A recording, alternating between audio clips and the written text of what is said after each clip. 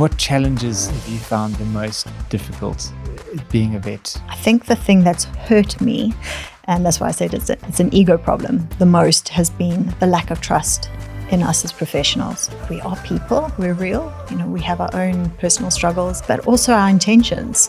But yes, we would love to do this for free, but that wouldn't then be a career. I sometimes go, perhaps I should have used the chemistry degree, gone and made a fortune, earned a living, and then done charitable type work with animals on the side, because I wouldn't get the backlash of, have you got no compassion?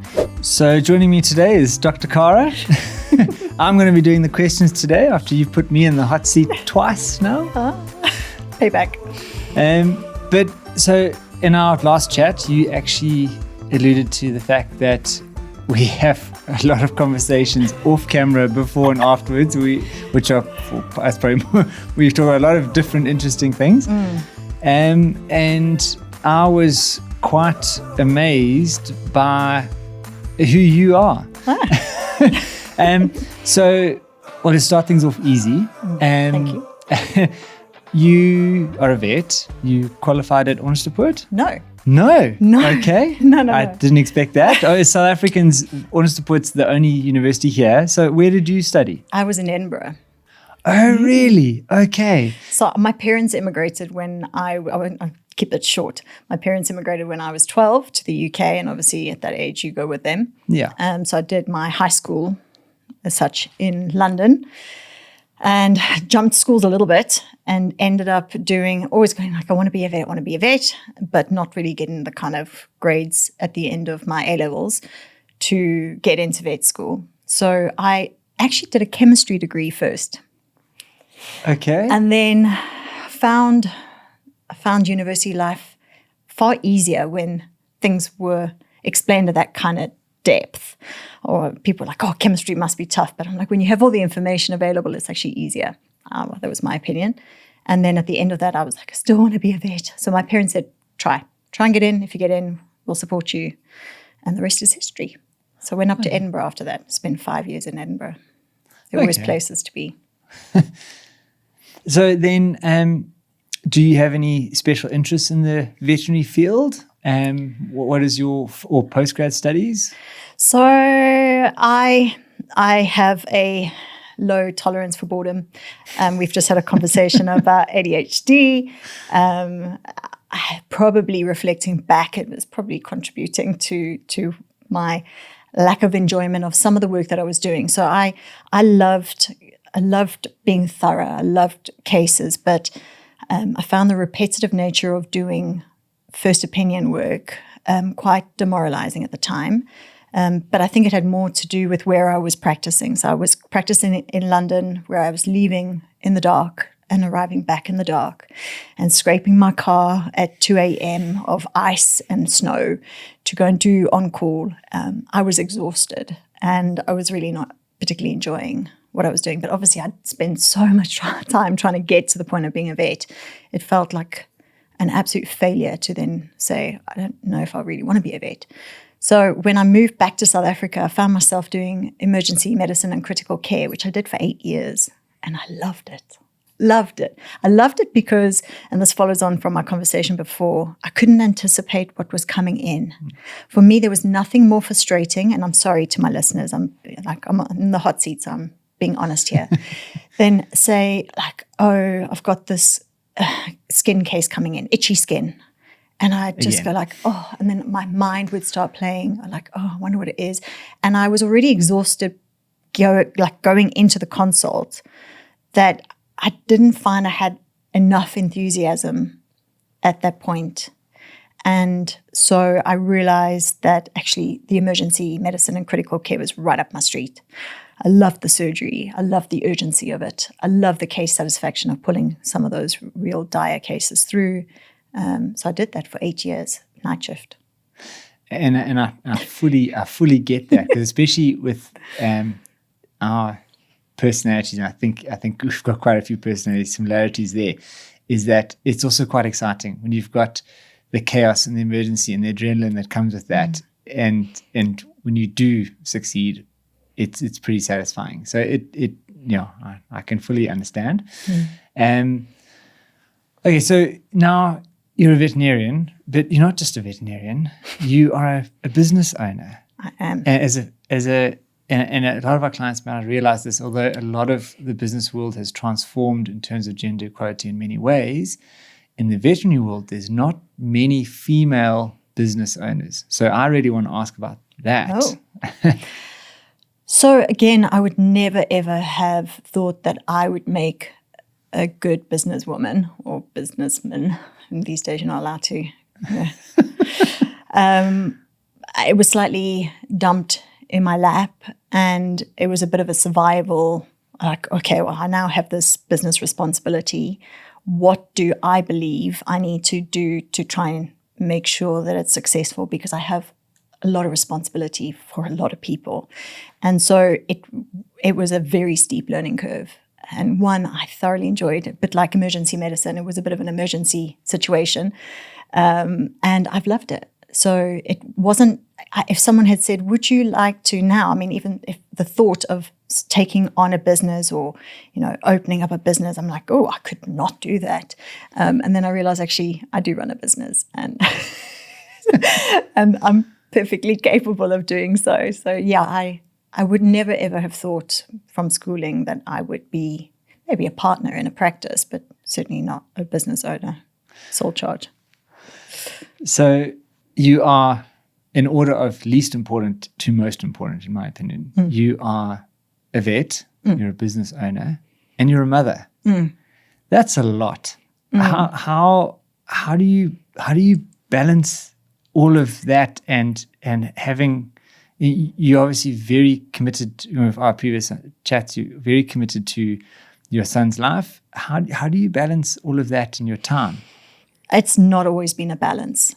So I think I spent a huge amount of time on my career in the early days, much to the detriment of getting a true identity as a vet. That without being a vet, what am I?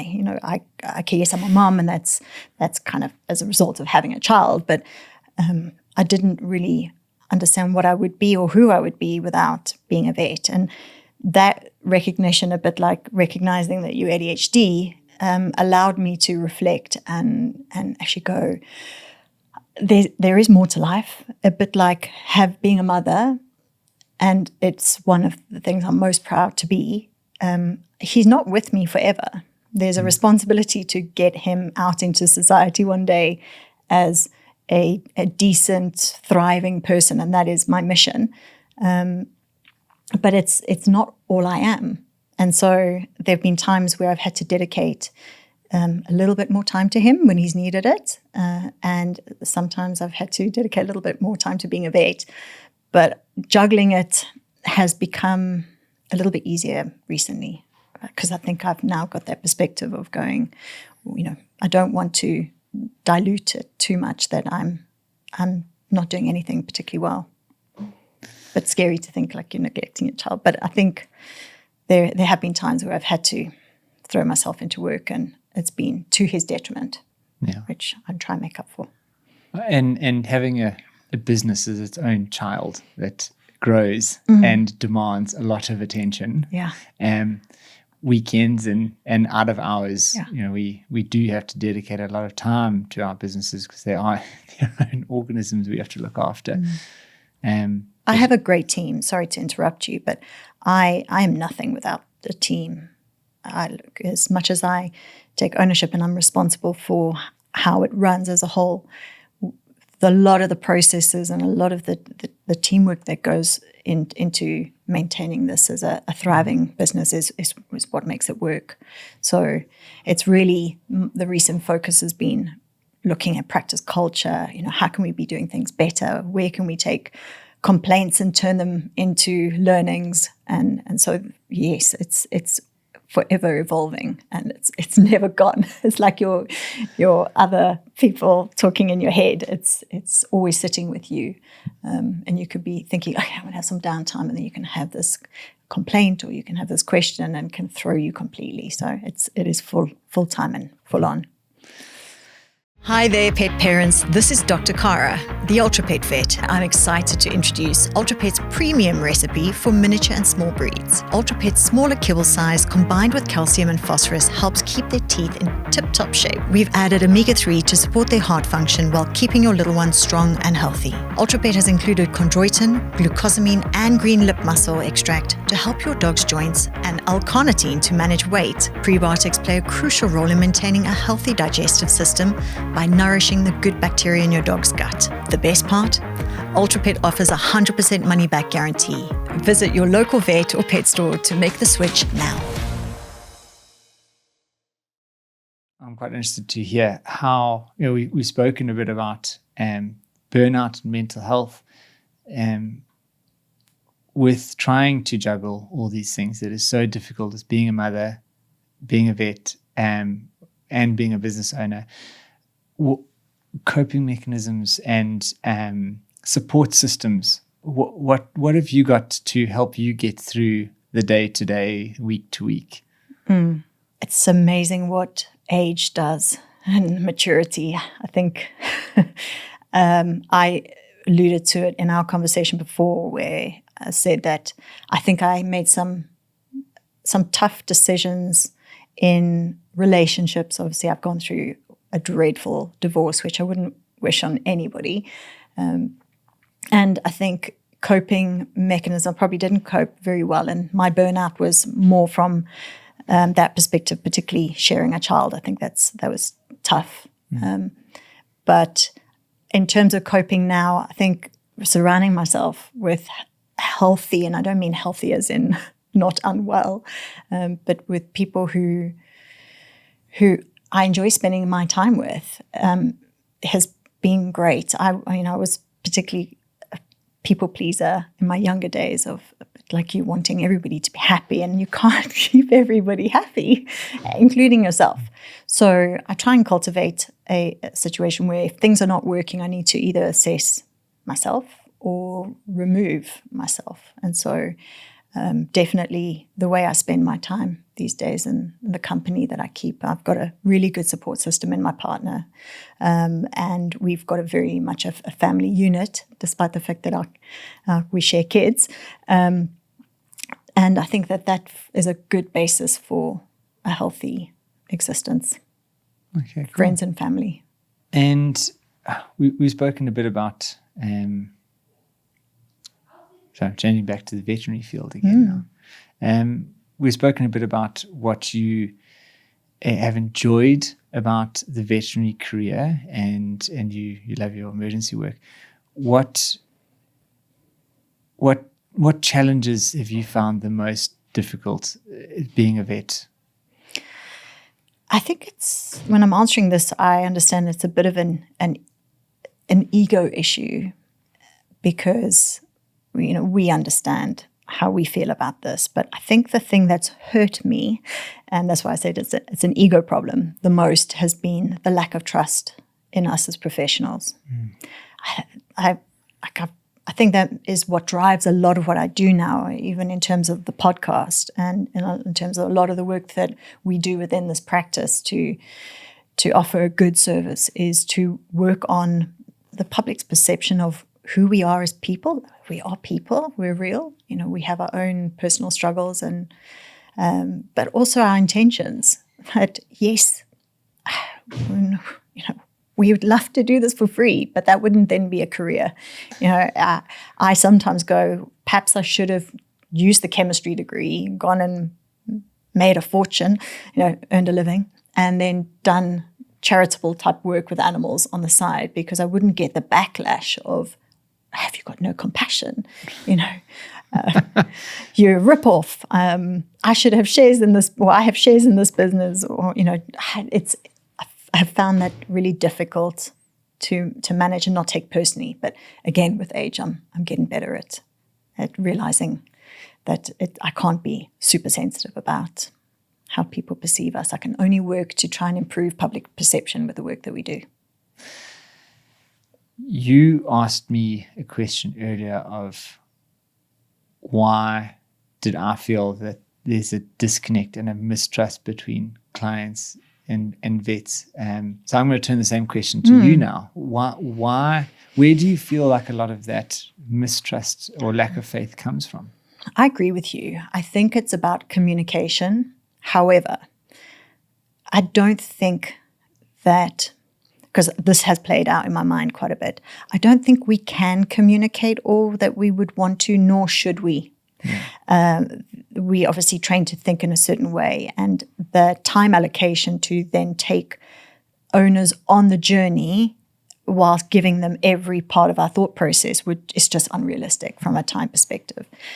But I do think that now with the world becoming smaller with social media and everybody having an opinion and whoever's shouting the loudest or having the biggest platform, then builds. Some of the information out there is just absolute nonsense, and so it's I'm shouting at the thing like that's not true, and I think that's probably why there's a lot of noise, and I think mistrust of the medical profession. Things go wrong. Things cost money, and it's terrible when things cost money and they go wrong. That combination is a disaster. And I think a lot of that mistrust, a lot of it's probably come in the last few years, has been built up dramatically with this misinformation of social media that we've been through this journey with COVID, and how the public have lost a lot of faith in, you said, the medical profession, the human medical side too.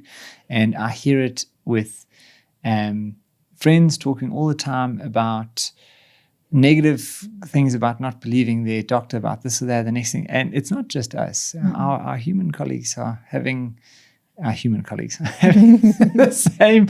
same challenges that we have too. And that, this age of misinformation is a real challenge for us. Yeah. So I think probably since we could have a full podcast on that too. I think there are a lot of reasons, but I think that's the probably top of the list. So going through these steps, and you can see my pattern here. But now being a business owner, and particularly a female business owner, what challenges, what do you find are the biggest challenges you come against or you struggle with? So I'm going to give you a little insight, and this is many moons ago because it really is. When I first stepped into this practice, in fact, I'm like picturing where I was sat. I received a client, and remembering that I've already done a degree, so I wasn't a new grad, but I was obviously new to the practice. I got this, is the vet going to be with us shortly? Because it was after hours, and obviously after hours you receive people and do the paperwork and things, and they looked at me and they were expecting me to be the receptionist, and they wanted to see the vet. And then it was a big joke about the fact, like, no, well, it's me. I was like looking behind me going, there's someone behind me because I'm your guy. So I think I've been in such a bubble. The fact that you're saying now, business owner and female business owner, this will tell you a bit about my personality, but I'm quite blinkered in the way in which I conduct myself. And the only analogy I can describe is when I don't run, I'm not a big cardio fan, although I do believe in exercise and training and good nutrition and all those coping strategies. But when I have to be on a treadmill, I cover the screen and I go, because for me, actually, psychologically, some people like to see that clock ticking. I just go, I just can't. I probably take the same approach with business. If I spend too much time looking around, I start to feel anxious. So there are times I feel better about it, and I need to, because I need to know what's going on in the world. And I will look and go, sure, a lot of corporates setting up in South Africa. What does that mean for our practice? This is how these businesses are thriving and ours are struggling. Oh, look at these pet shop signs, things taking what was a really good support system in terms of our retail space. And now how is that going to impact my business model? So having the awareness is one thing, but a lot of the time I have to just keep quite blinkered and go, do what you need to do without being too distracted. And so I haven't ever really sat up and thought, okay, I'm a female business owner, and I haven't ever really reflected that means anything. I've just gone, this is what I'm responsible for, and I can't be too distracted by anything, because I think I asked you the question because I feel it too. I am sensitive. I'm quite sensitive to things. And I don't want that to be the thing that derails me. And then as a mother who is trying to run a business and work full time, what are your biggest challenges that or what do you struggle with the most with trying to balance that? My child thinks very differently to me. He in ways that I can really appreciate, and I've learned so much from him. But when I was growing up, I was expected to do a lot. So as in, you set the table, you take your plate through, and it was just like that was the way it was done. So I probably struggle a little bit more now with, particularly maybe living in South Africa, where a lot of things are done for us, and we're very privileged. I probably struggle with that perspective of trying to put in the right kind of expectations at home, like I say, to release a decent human into society one day, who's going to be whether he chooses to have a family of his own, a good husband, a good father, good employer or employee. So that's hard. It's hard because it's got to be consistent. You can't just one day go take your plate to the dishwasher, and then the next day you don't keep it. So for me, keeping that consistency is really tough. And it's the mundane things like packing lunches or what are we going to eat for dinner? So, I laugh and go, I absolutely love my stepson.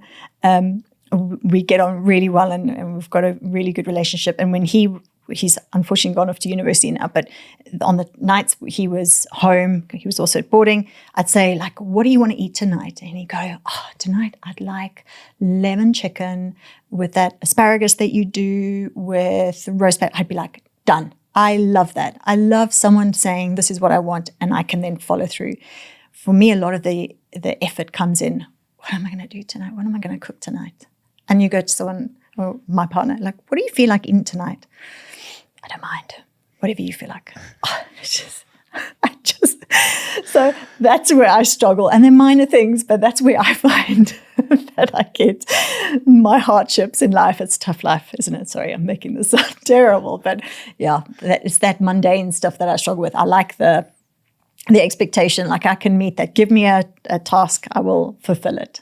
And we were talking off air earlier about some of the lessons that I'm learning. You talk about what are the coping mechanisms, but someone introduced me to the book Atomic Habits, which I think is brilliant, and bullet journaling.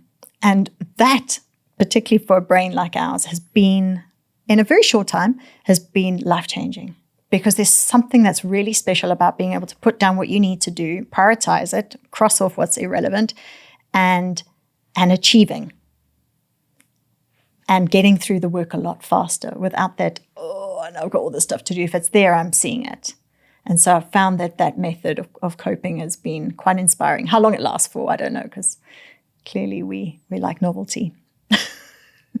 It sounds like a good coping mechanism for an ADHD person who forgets which tasks are still on the list. Absolutely. Sounds like I need to try this. You can't forget the book, otherwise can't leave that behind. Okay.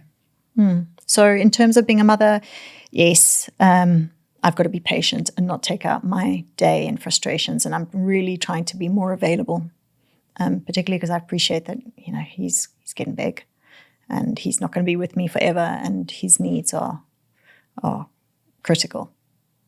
Sorry, I'm jumping about a bit. But it's the ADHD thing. Yeah.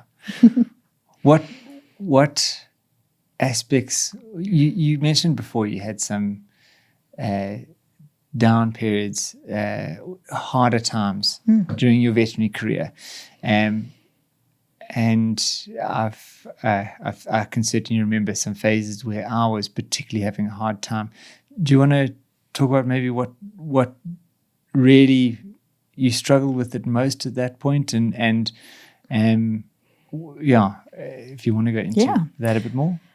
So I like, my personal life affected my work. There's no doubt about it. It was hard to remain motivated when I was suffering a lot of personal issues in my divorce. But I think from a professional perspective, one thing I've realized no longer practicing, what I mean by that is we're always vets, and I could step back into the consult room. I may forget a few things. You do need to keep up your clinical work. But one of the things I realized doing more, I'm doing a master's in animal nutrition. I'm consulting for a pet food company. I'm running the business. I'm really interested in nutrition. But one thing I've found, and the thing that sticks to mind and that will answer your question, is I'm actually loving animals again. I've kind of got that capacity to really enjoy them and love them. And I think what happened to me during what was a hard phase that I wasn't even aware of is I became quite mechanical. Really mechanical in the way in which I was like, oh, shame, put Fluffy's leg. I didn't mean that. I couldn't. Obviously, I needed to remain practical and solution-driven and unemotional. And, I think have a psychologist who will unpack that and say, we're suppressing emotions or whatnot. But it was, for me, a way of coping, was to not really feel. And now that I'm out of that loop, the ability to feel and love and really care for and enjoy. I mean, we've got the cattery here, and I get so much enjoyment. And I go home and I enjoy my pets. But I still, obviously, I'm still like, oh, that dog's lame. Oh, that one's itchy. Oh, that one. You can't help but think like that. You made a comment now that I think is quite important, and something that I've seen in myself is that when I've had my difficult phases for me, and it almost always come when I've been busy at work and I'm trying to juggle family life at the same time, and I start sliding into, for me, my challenge has been depression. And I don't realize it at the time. I only notice it afterwards. And that's something that you just said now. Only in looking back do you realize what a hard time you were having. And I think that a lot of the burnout our colleagues are facing, I think sometimes maybe it's exactly that same situation where they're not seeing the hard times that they're in, and they're only until it's too late. And we've had these episodes, we've kind of looked back at ourselves and, geez, I was having a hard time then. And if only I'd done. Yeah, if only they had done this or seek some help at that hard time. In myself, I know now when those hard times are coming. So it's always holiday season for me. It's my wife being a teacher is at home with my son. He's at home. They're busy. And I want to be involved with them more, but I'm still working full time because I'm not on holiday with them. But I'm getting home and they've had a busy day and I want to be involved. Yeah. And so I don't realize by little bit, I start to unwind a little bit, and I only notice it at the end of the period. So now what I'm getting to is that I've got coping mechanisms that I've put in place so that I'm prepared, and I know I'm going to have a hard phase. I'm working this current Christmas coming up. I know I'm going to get into the same wind again, and I just need to put those necessary steps in place to protect myself again. And for yourself, how do you prepare for those difficult, for the tough times? So you can never guarantee that you're not going to go through another tough time. There's no doubt about it. It's a bit like you don't appreciate your health until you've been sick, or you don't appreciate how traumatic having a aging pet is until they've passed away, and you go, I can't believe what I went through. Like it was so, but you in the zone, you're doing what you need to do. So for me, having been through that, definitely, and I think you asked me this question a while ago and I didn't properly answer it, there are strategies I've put in that I sometimes have to come back to, and that is I really believe in good sleep, especially having done night shift for 8 years and the impact of that on everything. So I really, and that's one of the things I'm quite strict with at home with my son. It's still a fight, but I really think good sleep is number one. good nutrition. I can't begin to really, we know when we're eating badly how we feel.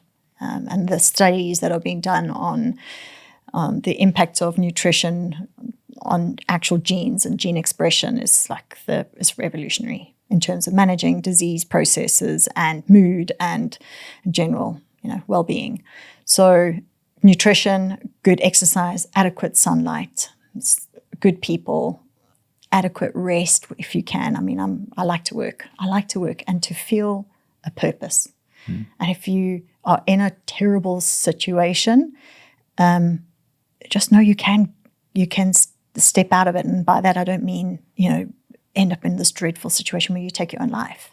That's, urge vets to know that if they are feeling miserable about their career and they've done everything they can to try and improve their well-being in the workplace and it's not working, just step out and do something else. And we have one of the most wonderful reasons that I went into studying veterinary is there are so many avenues we can go into other than clinical work, and there are such cool doors open to us as a profession, which is really cool. That is. Yeah. And you've got many professions in one, even within the workplace. So if you're going, I'm just not inspired with this, go, okay, well, what do I particularly enjoy? I'm going to do more of that. So, I mean, that's what we're cultivating within this practice. We have people with special interests. So, one vet is particularly interested in surgery, and we are really, trying to support her with that because it's great and she's inspired and she loves the work she does, and we're inspired because she loves the work she does and the case and the results. Someone else, our head vet is really into cardiology and he's brilliant at it. What a gift to be able to say, hey, listen, I hear this murmur. I have no idea what I'm doing here. Please, can you, deal with this one? So that collaborative approach is nice too also. But I think keeping that interest is really beneficial in our jobs. Keeping satisfied in what you're doing day to day. Yeah. I often hear people being really negative about, another day at work. We are quite lucky I am particularly enjoying my career. And I was just thinking about this just the other day, how I don't have that feeling. It's time to go to work. Cool, let's go. It's we've got another day, no idea what's coming in. It's varied enough. And we've also got a quite a big team that we work with, like you do. And it's cool to step in and have this awesome team around you that you've got to work with. Yeah. And you were telling me earlier just how awesome your team is and how big your team is. And we're much like that too. It's a cool feeling coming in and having this team that's just working. It's brilliant. I mean, and they don't get the kind of recognition because they're back from the work that the assistants do. Our nurses are like angels. Our reception staff, I mean, they bear the brunt of most of the drama. I don't think people appreciate when we talk about, the stress on vets. I don't think anybody appreciates the stress on receptionists. They are, they're a gift. If you've got a good receptionist who can manage themselves and stay happy in the workplace, it's the front line.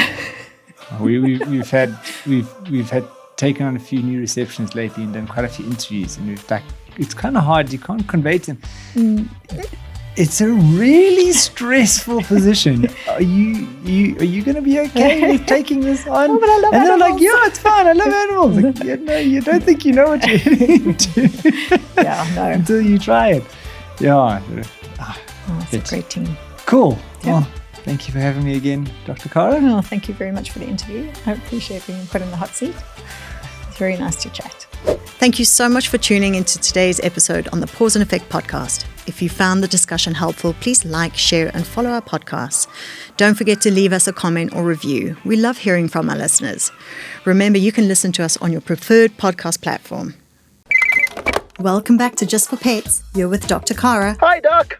It's Jackson the Jack Rossi here, and boy, am I itchy. Are you on a hypoallergenic diet? Hyper what now? Changing to a special diet will really help. And Just for Pets have a massive range. And flea and tick medication, special shampoo. Oh, how quick can I get some? Order today and we'll deliver pronto. I feel better already. Justforpets.co.za. Vet approved, pet adored. Gets it all to your door.